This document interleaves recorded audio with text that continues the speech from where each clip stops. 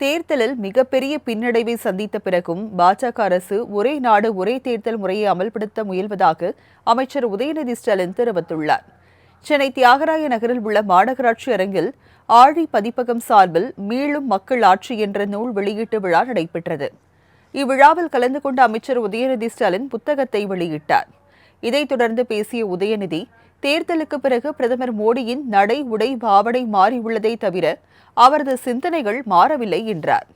தேர்தலில் மிகப்பெரிய பின்னடைவை சந்தித்த பிறகும் பாஜக அரசு ஒரே நாடு ஒரே தேர்தல் முறையை அமல்படுத்த முயல்வதாக தெரிவித்த உதயநிதி, மிஸ்டு கால் கொடுத்தால் கட்சியில் இணையலாம் என்று கூறும் பாஜகவினர் தற்போது நிதிஷ்குமார், சந்திரபாபு நாயுடுவின் காலை பிடித்துக் கொண்டு ஆட்சி நடத்துவதாக விமர்சித்தார். மிகப்பெரிய பின்னடைவு சந்தித்த பிறகும் ஒரே நாடு ஒரே தேர்தல் திட்டத்தை இப்ப செயல்படுத்த துடிக்கிறாங்க. அதுக்கு ஒன்றிய அமைச்சரவை ஒப்புதல் கொடுத்திருக்கு. ஆனால் அதை நாம் எந்த காலத்திலும் ஏற்கப் போவதில்லை என்று நம்முடைய முதலமைச்சர் அவர்கள் தெளிவாக சொல்லியிருக்கிறாங்க.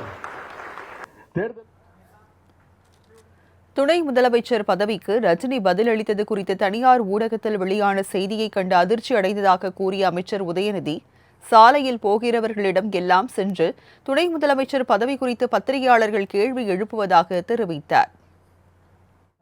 சரி, இன்னும் துணை முதலமைச்சர் அறிவிப்பே வரல. அதற்கான முழு உரிமையும் முதலமைச்சர் கிட்ட தான் இருக்கு. இது முதலமைச்சர் தான் கேட்கணும். அவர்கிட்ட அவர்கிட்ட கேட்டுட்டு இருக்கீங்க. ஆனா யாரெல்லாம் மைக்கு ரோட்ல போற வரவங்க கிட்ட எல்லாம் மைக்கு நீட்டி உதயநிதி துணை முதலமைச்சர் உங்க ஒப்பீனியன் என்ன? உங்க ஒப்பீனியன் என்ன?